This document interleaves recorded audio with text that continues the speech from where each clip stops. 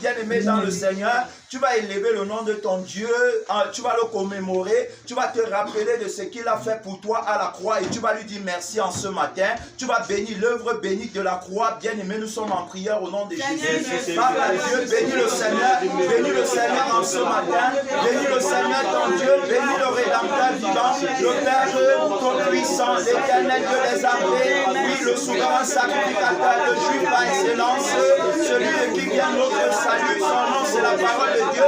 Parle à Dieu véritablement, ouvre ton cœur, crie bien-aimé, parle à Dieu, parle à Dieu, parle à Dieu, parle à Dieu, donne-lui la gloire qui lui est due, donne-lui tout ce qui lui revient de toi en ce matin. Mon Père, mon Dieu, dans le ciel, aide-moi papa à me déconnecter de moi-même Seigneur, pour te donner l'adoration qui vient de toi et non de moi Seigneur. Il est question de toi dans le rouleau du livre de l'adoration, il est question de toi dans le rouleau du livre de la célébration, il est question de toi Seigneur Jésus en ce lieu, en ce matin, en ce moment, aujourd'hui et maintenant. C'est le jour du Seigneur, c'est le jour du Seigneur, c'est le jour du Seigneur. Mon frère, ma soeur, élève ta voix. parole de Dieu, le soleil levant, l'étoile brillante du matin, le Tout-Puissant, l'enseignant du don, l'Éternel notre Dieu. Papa, nous te bénissons, Papa, nous te rendons grâce, Papa, nous te levons, nous te célébrons ce matin. Oh, merci Seigneur, Papa, merci pour tout, pour l'œuvre de ta croix, par laquelle tu m'as donné la vie, par laquelle tu m'as racheté, par laquelle tu m'as permis d'entrer dans le temps de Dieu, le temps de la rédemption, le temps de la lumière, le temps de la sainteté.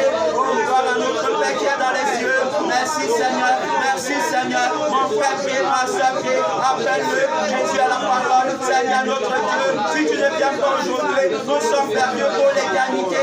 Viens Seigneur, oh, donne-nous la sagesse et l'intelligence, accorde-nous la grâce, Papa, de voyager dans les profondeurs de ta parole. La parole est ma vie. La parole, Seigneur Jésus, est ma force. Mystère de Dieu, ta parole est ma vie. Oh, alléluia, gloire à Dieu, merci Seigneur. Mon frère, ma soeur, célèbre la venue de ton Dieu, célèbre la vie de ton Dieu, célèbre le sang de Jésus, célèbre la résurrection, célèbre la résurrection, célèbre la résurrection, célèbre la résurrection, célèbre la résurrection, célèbre la résurrection, célèbre la résurrection, célèbre la résurrection, au nom de Jésus. Amen. Au nom de Jésus. Amen. Son nom, c'est la parole de Dieu. Son nom, c'est la parole de Dieu. Son nom, c'est la parole de Dieu. Bien-aimé dans le Seigneur, assois-toi dans la parole de Dieu, assois-toi dans le sang et dans l'esprit de la parole, dans les lieux très élevés. Assois-toi avec Jésus ton Dieu, assois-toi avec ton Maître, assois-toi avec le ressuscité, assois-toi dans la victoire qui est en Jésus. Amen. Amen. Dans la victoire qui est en Jésus. Bien-aimé dans le Seigneur, nous célébrons, n'est-ce pas, la vie de Jésus une fois de plus en ce matin. Célébration par le sang, célébration par l'esprit. Amen. Amen. Nous sommes nés de nouveau et enfants de Dieu.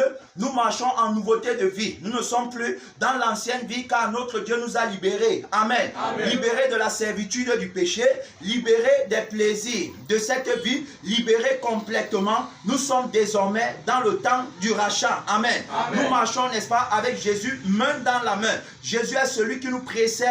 Jésus est celui, n'est-ce pas, qui nous conduit sur le chemin où on avance. On parle de Jésus comme étant la parole de Dieu. On parle de Jésus comme étant Dieu qui était au commencement et qui est demeure éternellement. La Bible nous dit que la parole était au commencement avec Dieu et la parole était Dieu au commencement. Tout ce qui a été fait par la parole de Dieu. La Bible nous dit également que la parole était la lumière des hommes. La lumière, dans la parole qui est la lumière. Dieu est lumière. Dieu habite dans la lumière. La lumière de Dieu, c'est le reflet de sa gloire, c'est le reflet de sa sainteté, de sa personnalité, de sa nature. Bien-aimés, en ce matin, nous sommes, n'est-ce pas, dans le mystère de la parole de Dieu qui nous enseigne et qui nous conduit dans la véritable connaissance, qui nous amène, n'est-ce pas, à ne pas célébrer comme on célébrait dans le temps passé, mais à célébrer, n'est-ce pas, dans une vie nouvelle et dans un temps nouveau. Amen. Amen. On est donc dans la célébration par le sang de Jésus. On est dans la célébration par l'esprit de Jésus. Il est très important de comprendre en tant que bien-aimé dans le Seigneur qui est Jésus. Alors donc, nous avons étudié et nous avons compris par l'esprit de grâce que Jésus est Dieu. Amen. Amen. Pourquoi Jésus est Dieu? Jésus est Dieu parce que Dieu est la seule personne capable de créer. Amen. Amen. Et la Bible nous dit que si quelqu'un est en Christ, il est une nouvelle créature. Les choses anciennes sont passées et voici toutes choses sont devenues nouvelles. Alors, il n'y a que Dieu pour pouvoir me recréer. C'est-à-dire que celui qui est capable de me créer, c'est lui qui est Dieu. Amen. Parce que Dieu est le créateur. Alors, et Jésus a dit, détruisez ce temple et je le rebâtirai en combien? En 3 jours. Le temple que le Dieu vivant voulait rebâtir, c'est moi en tant que c'est moi en tant que temple du Saint-Esprit. Il a dit détruisez le temple et je le rebâtirai en 3 jours. Alors donc, il est question de la destruction du premier temple qui est l'ancienne vie que j'avais avant et la reconstruction, c'est le nouveau temple qui est la nouvelle vie que Jésus me donne. Amen. Amen. C'est pourquoi il dit que si quelqu'un est en Christ, il est une nouvelle créature en Christ. Donc j'ai été recréé en Christ. Donc c'est Christ qui est mon créateur. Et la parole confirme en disant que ton créateur est ton époux. Alors donc on parle de Dieu en tant que créateur, on parle de Dieu en tant qu'époux, on parle de Dieu en tant que seule personne digne d'être vénérée, d'être adorée, d'être élevée, d'être magnifiée, d'être d'être bien-aimé dans le Seigneur, loué. Alors donc on parle de lui, c'est lui qui est notre Dieu. Alors donc il nous a, c'est-à-dire que Dieu, n'est-ce pas, ne peut pas recevoir l'adoration qui vient de nous. C'est-à-dire qu'on ne peut pas adorer Dieu si on n'a pas été recréé par lui. C'est-à-dire que pour adorer Dieu en esprit et en vérité, il faut qu'on ait été créé par lui. C'est-à-dire que tout ce que Dieu n'a pas créé ne lui appartient pas. Ou encore tout ce qui a été corrompu n'appartient plus à Dieu. Ce n'est plus de Dieu. Alors donc pour appartenir à Dieu, je dois être créé par lui. Et c'est pourquoi vous allez voir, on parle de l'œuvre de la croix. Alors donc premièrement la création. Alors donc Dieu me permet d'être une nouvelle créature. C'est en nouveauté de vie que j'adore Dieu. C'est-à-dire qu'est-ce que j'entends par là? Je ne suis plus un pécheur, je ne marche plus dans le péché, je ne marche plus dans les ténèbres. Je suis une nouvelle créature. Je connais mon Dieu de par sa vie en moi. Je ne le connais pas par la lettre, mais par sa vie qui agit en moi. C'est-à-dire il m'a donné sa vie par le canal de son sang et de son esprit. Son nom c'est la parole de Dieu. Voilà, il m'a donné sa vie. La vie que j'ai ne jalouse pas, ne convoite pas, n'envie pas, ne se querelle pas, ne murmure pas. La vie que j'ai, c'est la vie de Jésus. Amen. Une vie qui n'a ni inquiétude, c'est une vie qui n'a ni amertume. Amen. C'est une vie qui connaît par contre la loi de la productivité, la loi de la multiplication exponentielle. C'est la vie de Jésus. Amen. Il a dit, je suis le cep et vous êtes les sarments. Donc si nous sommes en lui, on porte beaucoup de fruits. Les fruits qu'on porte, ce sont les fruits de la sainteté. Les fruits de la sainteté. Donc la vie de Dieu en moi. C'est la vie de Dieu en moi qui me fait, c'est la vie de Dieu en moi qui me permet, n'est-ce pas, qui permet à ce qu'on m'appelle enfant de Dieu. Parce que la Bible dit qu'à ceux qui l'ont reçu, il leur a donné le pouvoir de devenir enfants de Dieu, lesquels sont nés. Alors donc le mystère de la nouvelle naissance et de la repentance intervient. Mais ce n'est pas mon point. Ce matin, je glorifie Jésus, de qui, n'est-ce pas, je vis, car c'est par lui et pour lui que je vis. C'est-à-dire que Jésus est celui en qui nous avons la vie, le mouvement et l'être. Lui, c'est en lui bien-aimé dans le Seigneur. Il est la parole de Dieu. Lorsqu'il nous a rencontrés, il nous a donné une nouvelle nature et une nouvelle vie. Il nous a donné un nouvel esprit. Il nous a donné une nouvelle conscience, une nouvelle pensée, de nouveaux sentiments, de nouvelles émotions. Alors donc, bien-aimé dans le Seigneur, on ne peut donc pas vivre sans lui, en nouveauté de vie. En nouveauté de vie, il est question de Jésus. C'est pourquoi la Bible nous dit que si nous sommes devenus une même plante avec lui par la conformité à sa mort, nous le serons également par la conformité à sa résurrection. On voit dans le témoignage de la mort et de la résurrection de Jésus par lequel nous sommes ancrés dans le temps de la célébration. J'entends par là le temps de la lumière. J'entends par là le jour du Seigneur. Car le Seigneur a dit dans la parole qu'il n'y aura pas de levain dans ton territoire durant les 7 jours de la semaine. Alors donc pas de levain dans ton territoire durant les 7 jours de la semaine. À qui s'adresse-t-il? Il ne s'adresse pas au vieil homme. Amen. Mais il s'adresse à l'homme nouveau. Pourquoi? Parce que le levain c'est quoi? Le levain, n'est-ce pas, c'est la vie qui est concrète à la vie du Seigneur. C'est la vie de la chair. C'est la vie du péché. C'est la vie qui ne croit pas en la sainteté. C'est la vie, n'est-ce pas, qui dit que personne n'est saint. Voilà la vie qui ne veut pas, qu'il ne connaît pas. C'est la vie là qu'il a dit que le salaire du péché c'est la mort. La vie là a pour salaire la mort. Pourquoi? Parce que c'est une vie qui ne peut pas marcher, n'est-ce pas, dans la sainteté. Alors, nous on parle de la puissance et de la force du Créateur qui nous a permis d'entrer dans le temps où on vit sans levain. Est-ce qu'on comprend? C'est-à-dire que le temps dans lequel nous sommes en tant qu'enfants de Dieu et en tant que ressuscités avec Christ, c'est le temps, n'est-ce pas, qui marque l'entrée de Jésus dans la gloire éternelle. C'est-à-dire que le jour du Seigneur, parce que on a vu dans l'ancienne alliance que l'enfant, après qu'il soit né, c'est-à-dire après 7 jours, tu vois, après 7 jours, le 8e jour, il sera comment? Il sera circoncis. Voilà. Donc, ça c'est, quand on parle de l'enfant, on fait aussi référence à l'enfant mâle, qu'on appelle la parole de Dieu. Celui qui a la loi de la circoncision du cœur, qui va circoncire nos cœurs. Donc, après 7 jours, il vient avec son jour, qui est le 8e jour, pour nous permettre d'entrer, n'est-ce pas, dans la grâce de Dieu en circoncisant nos cœurs. Donc, c'est-à-dire en purifiant nos cœurs. Il a dit que je vous donnerai un cœur nouveau, selon Ézéchiel 36. Alors, donc, il a dit le 8e jour. Donc, Jésus, n'est-ce pas, vient en son jour. C'est le jour là qu'on appelle le jour du Seigneur, le 8e jour, parce que c'est le jour là qu'il a ordonné la circoncision du cœur, parce que l'ancienne alliance c'est l'ombre des choses à venir. Donc ce qui devait être fait par Jésus a été préfiguré dans l'ancienne alliance. C'est pourquoi tout premier-né, tout enfant qui naissait dans l'ancienne alliance, après 7 jours, c'est-à-dire le 8e jour, il devait être circoncis, montrant par là son appartenance à Dieu. Alors, donc, Jésus maintenant, dans la nouvelle alliance, quand il vient et qu'il circoncis nos cœurs, c'est la preuve que nous appartenons à Dieu. C'est-à-dire que tous ceux qui ont le cœur pur, la Bible dit qu'ils verront Dieu. La Bible dit qu'à ceux qui croient en son nom, il leur a donné le pouvoir de devenir enfants de Dieu. Donc, nous sommes devenus enfants de Dieu par la circoncision du cœur. Ça veut dire quoi? Ça veut dire que désormais, le cœur que j'ai n'est plus celui du monde, mais c'est celui que Jésus m'a donné parce qu'il a promis dans Ézéchiel 36 que je vous donnerai un cœur nouveau. Et le cœur là va obéir à mes lois et va observer mes ordonnances. Voilà le cœur que Jésus m'a donné. Gloire à Dieu. Alors donc, il m'a donné ce cœur. Donc, désormais, le cœur que j'ai n'est plus le mien, mais c'est celui de Jésus. Amen. C'est-à-dire que ce n'est pas le cœur de Jésus qu'on peut obéir à Dieu. Amen. Ce n'est pas le cœur de Jésus qu'on peut observer le sabbat en l'honneur de l'Éternel. C'est pourquoi Jésus a dit que l'homme n'a pas été fait pour le sabbat, mais c'est le sabbat qui a été fait pour l'homme. Alors donc Jésus m'a donné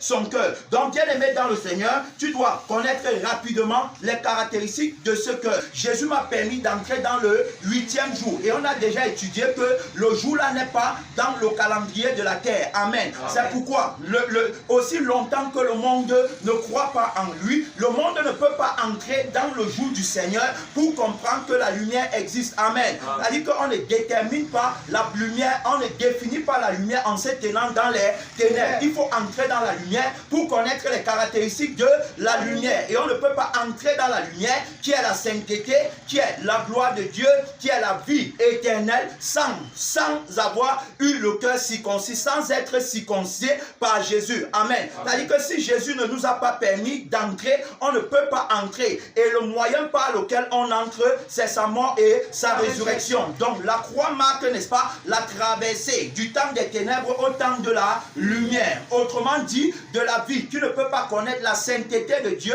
à la vie qui connaît la sainteté de Dieu. Amen. C'est-à-dire que la croix marque le passage. La croix est incontournable. C'est pas la croix, bien aimé, qu'on accède à la vie éternelle. Sans la prédication de la croix, on ne peut pas avoir la véritable foi. Amen. On ne peut pas être dans la vraie célébration. Il faut, n'est-ce pas, qu'il y ait la croix. Parce que c'est pas la croix que, bien aimé, les Hébreux sont partis d'Égypte pour aller à Canaan, c'est-à-dire en passant par le désert. Le désert symbolise la croix, les souffrances et autres. Gloire à Dieu. Amen. Alors donc, bien aimé dans le Seigneur, je te parle de ce jour dans lequel nous sommes entrés. Donc dans le jour là, tu ne peux plus faire ta volonté. Pourquoi? Parce que dans Isaïe 58, notre Dieu dit quoi? Si tu t'abstiens de faire ta volonté en mon saint jour.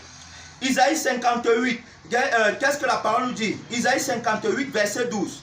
Les tiens rebâtiront d'anciennes ruines. Tu relèveras des fondements antiques. On t'appellera réparateur de brèches, celui qui restaure les chemins, qui rend le pays habitable. Si tu retiens ton pied pendant le sabbat, pour ne pas faire ta volonté en mon saint jour. Amen. Est-ce qu'on comprend? Amen. Si tu retiens ton pied pendant le sabbat c'est un jour qui est dédicacé à l'Éternel. C'est un jour, n'est-ce pas, on commémore l'Éternel des armées. Amen. Amen. C'est un jour, n'est-ce pas, qui est réservé à Dieu. Alors, donc, il faut comprendre que le sabbat là a lieu un jour. Et quel est ce jour? C'est le jour là dont je viens de te dire. Pourquoi? Parce que il dit bien que si tu te retiens, c'est-à-dire si tu t'abstiens de faire ta volonté en mon saint jour, c'est-à-dire que le jour du Seigneur, c'est le jour où on ne fait pas notre volonté, où on fait la volonté du Seigneur. Alors donc, je dois m'abstenir en ce jour que j'ai appelé le 8e jour, qui n'est pas dans le calendrier de la terre. Parce que le calendrier de la terre marche également avec mon agenda en moi si je suis de la terre. Est-ce qu'on comprend?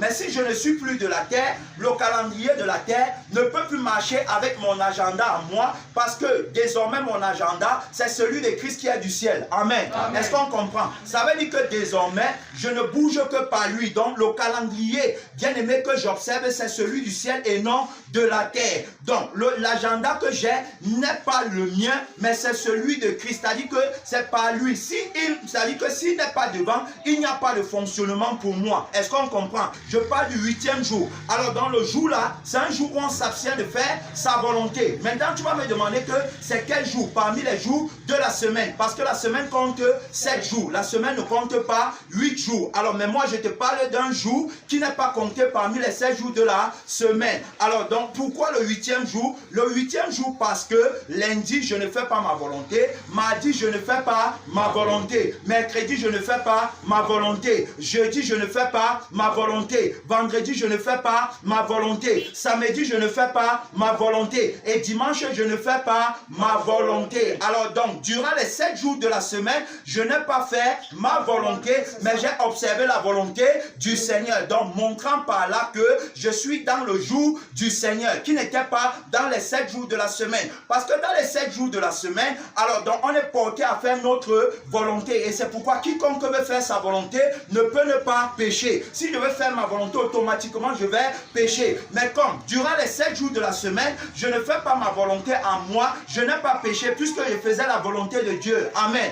Donc je suis dans un temps qui est sanctifié. Est-ce que le jour de la sanctification c'est lundi? Est-ce que le jour de la sanctification c'est mardi? Est-ce que le jour de la sanctification c'est mercredi, jeudi, vendredi, samedi ou dimanche? Non, le jour de la sanctification c'est tous les jours. C'est-à-dire que lundi, mardi, mercredi, jeudi, vendredi, samedi, dimanche, sanctifié. C'est pourquoi il a dit, durant les 7 jours de la semaine, pas de levain dans ton territoire. Et j'ai expliqué que le levain, c'est la vie de la chair. C'est la vie qui fait sa volonté. C'est la vie qui n'observe pas le sabbat de l'Éternel. C'est la vie, n'est-ce pas, qui veut donner 50% à Dieu et 50% garder pour elle-même. Alors, donc le Seigneur a dit que ce n'est pas de cette manière que vous allez célébrer le sabbat en l'honneur de l'Éternel. Non, il a dit pas de levain. Le levain est semblable à la farine. Quand le levain est semblable à la levure, pardon. Quand tu prends la levure et que tu mets ça dans la farine, vous avez vu, pour ceux qui font les beignets, les gâteaux et autres, quand tu prends la levure et que tu mets ça dans la farine, tu vas voir que c'est la levure qui fait gonfler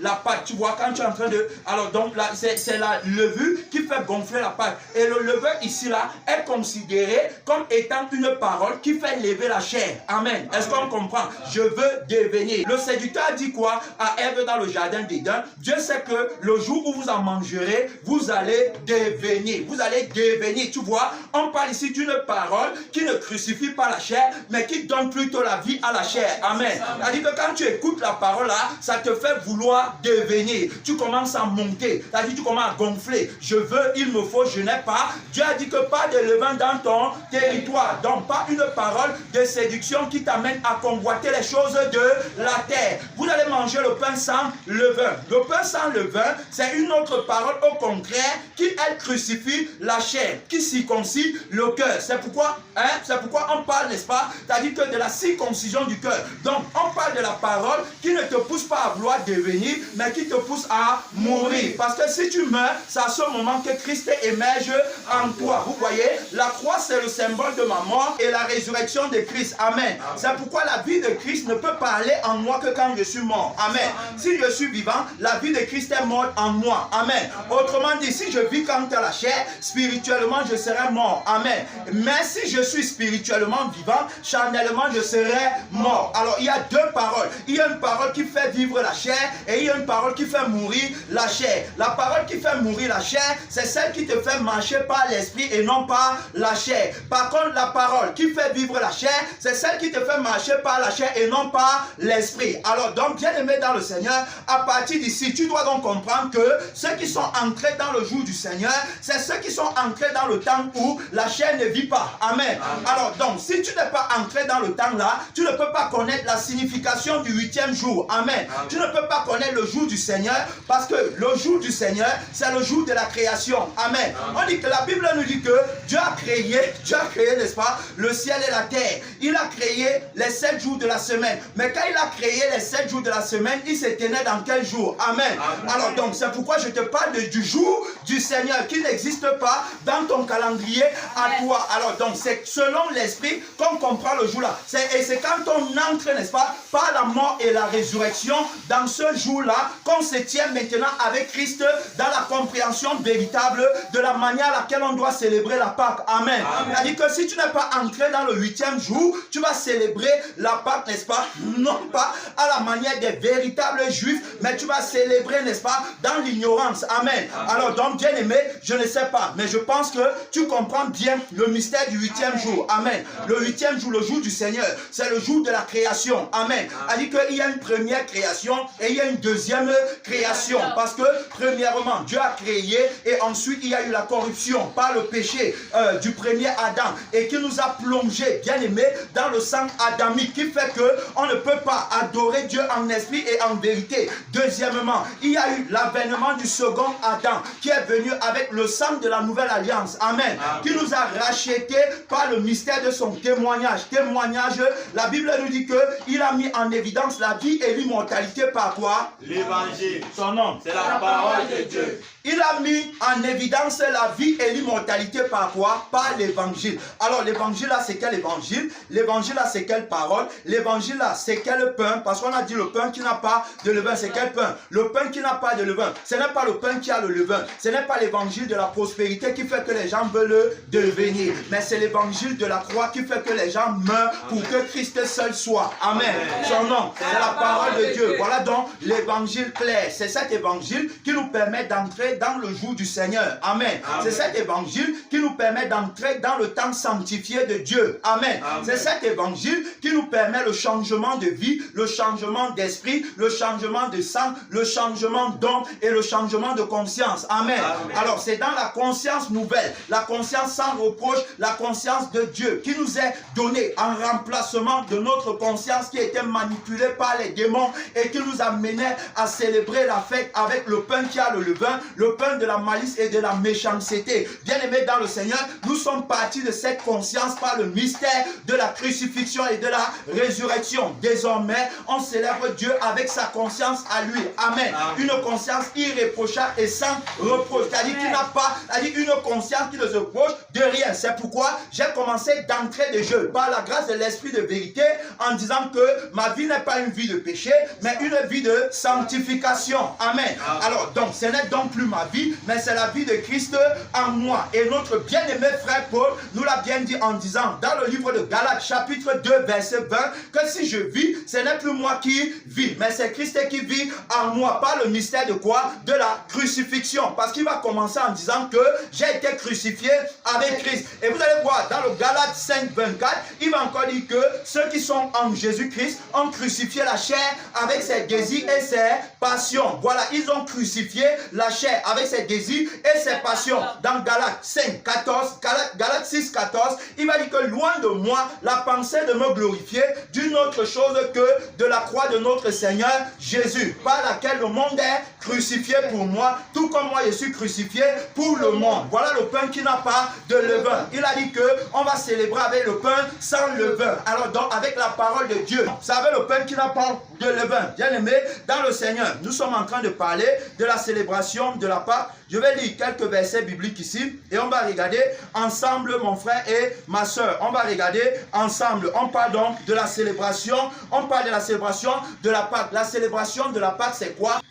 J'ai commencé par montrer qu'il y a un jour qui est celui du Seigneur et qui est un jour dans lequel on se tient pour célébrer le Seigneur. Célébrer toutes les fêtes en l'honneur du Seigneur, c'est dans le jour là, ce n'est pas dans un autre jour. C'est pourquoi vous allez voir que lorsqu'il y a des disputes au sujet de ces fêtes, selon le calendrier de la terre, nous qui rendons notre culte à Dieu par l'Esprit, on n'est pas concernés. Si vous dites que c'est lundi, on est avec vous. Si vous dites que c'est mardi, on est avec vous. Si vous dites que c'est mercredi, on est avec vous. Si vous dites que c'est jeudi, on est avec vous. Si vous dites que c'est vendredi, on est avec vous. Si vous dites que le sabbat chez vous, c'est samedi, on est avec vous. Si vous dites que c'est dimanche, on est avec vous. Mais on les célèbre par votre manière, mais à la manière de Christ, à la manière, n'est-ce pas, de celui qui a dit pas de levain dans ton territoire durant les 7 jours de la semaine. Donc on célèbre avec le pain qui n'a pas de levain. Il n'y a pas un jour, n'est-ce pas, pour célébrer la force et la puissance de la résurrection de notre Dieu. Amen. Pourquoi? Parce que la résurrection résurrection marque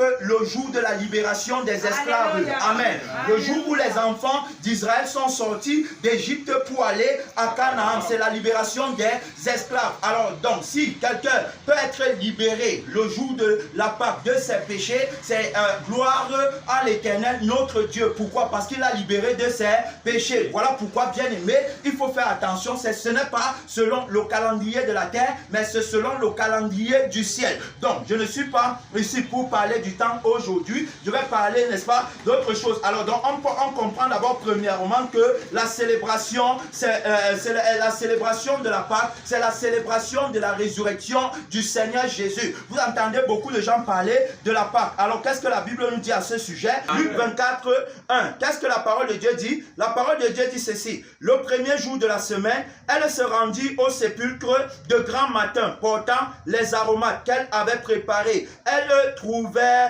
que la pierre avait été roulée de devant le sépulcre. Et étant entrée, elle ne trouvait pas le corps du Seigneur Jésus. Comme elle ne savait pas que penser de cela, voici deux hommes leur apparus en habits resplendissants. Saisis de frayeur, elle baissait le visage contre terre. Mais il leur dit, pourquoi cherchez-vous parmi les morts celui qui est vivant? Est-ce qu'on comprend?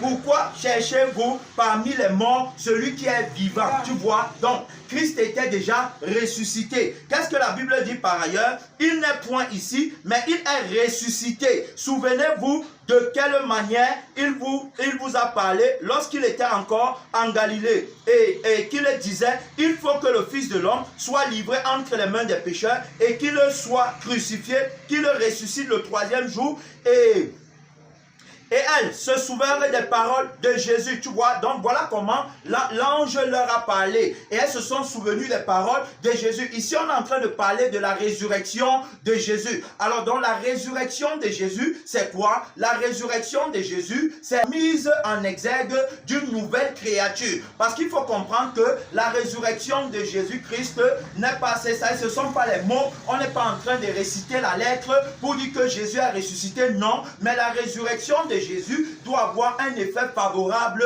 dans ma vie. Alors donc, quel est cet effet? C'est pourquoi nous allons également dans le livre de 1 Corinthiens 15 pour voir bien-aimé dans le Seigneur. La Bible nous dit ceci, 17 à 22. La Bible dit ceci, bien-aimé dans le Seigneur. Et si Christ n'est pas ressuscité, votre foi est vaine. Vous êtes encore dans vos péchés. Je m'arrête ici pour expliquer. Si Christ n'est pas ressuscité, notre foi est vaine. Ça veut dire qu'on a foi en Dieu. Pourquoi? Pour la résurrection. Amen. Donc, puisqu'il dit que si Christ n'est pas ressuscité, notre foi est vaine. Alors donc, comment j'ai foi en un Dieu qui n'est pas ressuscité? Si lui n'est pas ressuscité, comment moi, il va me ressusciter au dernier jour? C'est ce que l'apôtre Paul dit. Je prends verset 12 pour venir rapidement. Alors, donc, il dit ici, or, si l'on prêche que Christ est ressuscité des morts, comment quelques-uns parmi vous disent-ils qu'il n'y a point de résurrection des morts? Alors donc quelques-uns disent qu'il n'y a point de résurrection des morts. C'est le symbole des personnes qui disent que la sainteté n'est pas possible sur la terre. Oui, puisque si nous avons foi en Christ, parce qu'il a promis nous ressusciter au dernier jour. Amen. On a foi en Christ parce qu'il a promis nous donner la vie éternelle. Et la Bible nous dit que sans la sanctification, personne ne verra Dieu. Alors donc, pour que nous soyons capables de vivre éternellement, il faut que Christ nous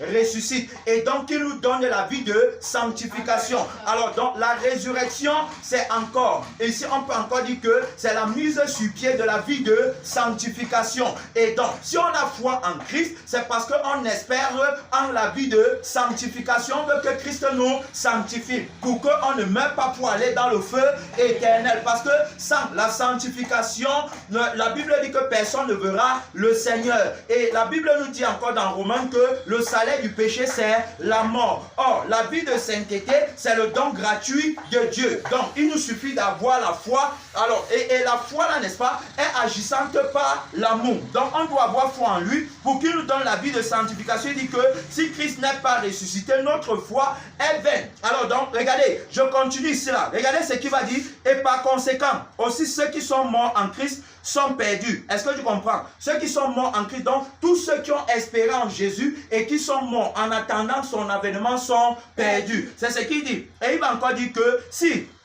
c'est dans cette vie seulement que nous espérons en Christ, nous sommes les plus malheureux de tous les hommes. Mais maintenant, Christ est ressuscité des morts. Il est les prémices de ceux qui sont morts. Car puisque la mort est venue par un homme, c'est aussi par un homme qu'est venue la résurrection des morts. Est-ce que tu comprends? Puisque la mort est venue par un homme, la résurrection est aussi venue par un homme. Alors donc, bien aimé dans le Seigneur, c'est pourquoi on parle de la célébration de la résurrection de Jésus-Christ. Parce que la résurrection de Jésus-Christ marque notre entrée dans la liberté. Est-ce qu'on comprend? On est sorti de l'esclavage, de la servitude du péché. Vous voyez, regardez, Moïse avait reçu une mission de Dieu, c'était de faire sortir les Hébreux d'Égypte pour les amener à Canaan. C'est la préfiguration de la mission de Christ actuellement. Est-ce qu'on comprend? Alors donc quand Moïse part en Égypte et sort les Hébreux d'Égypte, il y a quelque chose qui va se passer. La Bible dit que, parce que nous sommes en train de parler de comment est-ce que, nous sommes en train de parler de la célébration de la Pâque d'abord. Alors donc Moïse, n'est-ce pas, va aller et Moïse va les faire sortir. Mais avant de les faire sortir, il y a quelque chose qui va se passer. Est-ce qu'on est d'accord? Il y a quelque chose qui va se passer. Regardez, bien aimé, on a parlé, n'est-ce pas, du pain qui n'a pas de levain. Je repars là-bas. Regardez ici, là, dans le livre d'Exode 12, je vais lire rapidement ici, dans Exode 12. Regardez, la Bible dit ceci, ça sur le départ, n'est-ce pas, d'Égypte, et Exode 12, 37. Les enfants d'Israël partirent de Ramsès pour Sukkot, au nombre d'environ 600 000 hommes de pied, sans les enfants. Une multitude de gens de toute espèce montèrent avec eux. Ils avaient aussi des troupeaux considérables, des brebis et de bœufs. Ils firent des gâteaux cuits sans levain. Écoute très bien. Des gâteaux cuits sans levain avec la pâte qu'ils avaient emportée d'Égypte et qui n'était pas levée, car ils avaient été chassés d'Égypte sans pouvoir tarder, tu vois, et sans prendre des provisions avec eux. Ah, ça c'est le symbole, n'est-ce pas, de notre sortie dans le monde. C'est avec précipitation, ne prend rien. Il a dit que celui qui est sur la toiture ne descend pas pour prendre ce qui est dans sa maison. Donc on sort parce que le monde de la ville sera détruit. Les anges ont dit alors que va d'ici, la ville sera détruite. Ne regarde pas à tes maisons, à tes voitures, ne regarde pas à tout ça. Sauve-toi pour ta vie. C'est ce que nous sommes en train de faire actuellement. Donc ne regarde pas derrière. La Bible dit donc que le séjour des enfants d'Israël en Égypte fut de 430 ans. 430 ans. Alors, donc, et il dit que, et au bout de 430 ans, le jour même, toute l'armée de l'Éternel sortit du pays d'Égypte. Cette nuit-là, cette nuit sera célébrée en l'honneur de l'Éternel, parce qu'il les fit sortir du pays d'Égypte. Cette nuit, alors, cette nuit sera célébrée en l'honneur de l'Éternel par tous les enfants d'Israël et par tous leurs descendants. Est-ce qu'on comprend? Donc il dit la nuit là sera célébrée par tous les enfants d'Israël en l'honneur de l'Éternel. Pourquoi? Parce qu'il les a délivrés de l'esclavage. Regardez maintenant, le Seigneur les a délivrés de l'esclavage comment? Alors il y a eu un combat, il y a eu une lutte, parce que dans Exode 12 toujours, si tu lis au verset 29, tu vas voir que le Seigneur est venu et qu'il a détruit tous les premiers-nés égyptiens. Alors, donc, quand on parle des premiers-nés égyptiens, on a appris par la grâce de Dieu que c'est la force de l'Égypte, c'est la force du pays de l'Égypte, c'est la force, n'est-ce pas, du péché qui habite dans la chair. C'est la destruction de la vie qui nous rendait esclaves dans le monde. Voilà la symbolique, n'est-ce pas, de la destruction des premiers-nés en Égypte. Il fallait que les premiers-nés égyptiens meurent pour que les enfants d'Israël soient libres. Dieu nous montre combien il a jugé la vie du péché, bien aimé dans le Seigneur, pour nous permettre d'entrer librement dans la sainteté et que désormais on ne soit plus esclave du péché. La Bible dit que le péché n'aura plus de pouvoir sur nous, puisque nous ne sommes plus sur la loi des Égyptiens, mais nous sommes dans la grâce. La Bible dit encore, bien aimé dans le Seigneur, que la loi de l'esprit de vie en Jésus-Christ nous a affranchis de la loi du péché et de la mort. Si on ne comprend pas le principe, si, bien, je ne parle pas d'une compréhension compréhension littérale. Je parle d'une compréhension par le sang et par l'esprit. Amen. C'est-à-dire que si on n'est pas entré dans c'est-à-dire si on n'est pas entré dans le témoignage de Jésus-Christ, on ne peut pas connaître la liberté de l'esprit et on ne peut pas célébrer avec le pain qui n'a pas de levain. Amen. Alors donc il faut qu'on entre dans le témoignage. Si regardez, je reviens encore bien aimé dans le Seigneur. Exode 12 au verset 43. L'Éternel dit à Moïse et à Aaron, voici une ordonnance au sujet de la Pâque. Écoutez très bien. Aucun étranger n'en mangera. Tu circonciras tout esclave à qui a pris d'argent. Alors, il en mangera. Est-ce que tu comprends? Tu circonciras. Tu vois, il faut la circoncision pour qu'il mange la Pâque. Autrement dit, s'il n'est pas circoncis, il ne peut pas manger la Pâque. Qu'est-ce que ça veut dire? Ça dit que si je ne suis pas sorti du monde, si je n'ai pas, ça dit que si je ne suis pas en accord avec Jésus, n'est-ce pas, qui est venu nous libérer du monde, je ne peux pas célébrer la victoire de Jésus. Pourquoi? Parce que je ne suis pas en accord avec lui. Est-ce qu'on comprend? Donc, je ne peux pas célébrer la Pâque si je ne suis pas sauvé de mes péchés. Est-ce qu'on comprend? Si tu n'es pas sauvé de tes péchés, tu ne peux pas célébrer la Pâque. Parce qu'il dit bien que les étrangers, tu vois, au sujet des étrangers, étrangers devant Dieu, c'est qui? Étrangers devant Dieu, c'est... Vous voyez, quand Dieu jugeait les nations étrangères, il est jugé à cause du péché. Donc, étranger, n'est-ce pas? Parce que j'ai une vie qui est contraire à la vie de Dieu. Et même maintenant, si moi je me répands et que j'accepte la vie du Seigneur, reconnaissant sa force et sa capacité, n'est-ce pas, et dominant sur tous les autres dieux, automatiquement, je ne suis plus son ennemi, mais je deviens son enfant. Soit que je sois égyptien, que je sois n'importe quoi, mais si je me répands et que j'entre, n'est-ce pas, par le sang que Jésus a versé à la croix, dans la vie qu'il a apportée, automatiquement, je ne suis plus son ennemi, mais je suis devenu son ami. Et il dit donc que j'ai le droit de célébrer la Pâque, parce que j'appartiens désormais à son peuple. C'est une fête en l'honneur de l'Éternel. Ce n'est pas en l'honneur des dieux étrangers. On parle, n'est-ce pas, de la célébration en l'honneur de celui qui nous a libérés de la vie du péché, bien-aimé dans le Seigneur. Alors, donc, je continue. La Bible dit que tu circonciras tout esclave à qui a pris d'argent, alors il en mangera. L'habitant et le mercenaire n'en mangeront point. L'habitant et le mercenaire n'en mangeront point. Hors de la maison, et vous ne briserez aucun os. Toute l'assemblée d'Israël fera la Pâque. Si un étranger en séjour chez toi veut faire la Pâque de l'Éternel, tout mâle de sa maison devra être circoncis.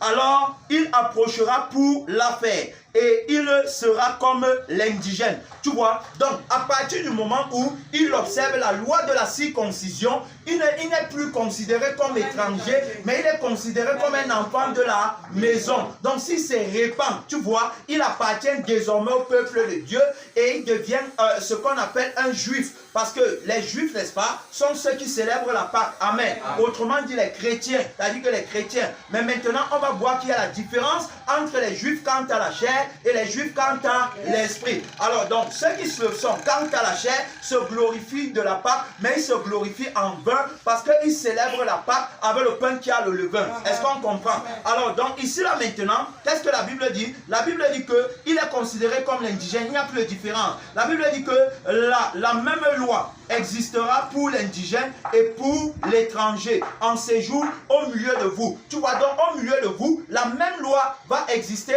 que ce soit pour ceux qui sont de la maison, que ce soit pour ceux qui sont étrangers. Tous, n'est-ce pas, doivent observer, c'est-à-dire que la loi de la circoncision. La circoncision, bien aimé, dans le temps où nous sommes, c'est la circoncision du cœur. Donc c'est une vie sans péché. C'est une vie, n'est-ce pas, qui est au pied de la croix tous les jours de la semaine. C'est une vie qui s'abstient de sa volonté, comme le Seigneur a dit dans Isaïe 58, il a dit en mon saint jour, si tu t'abstiens de faire ta volonté,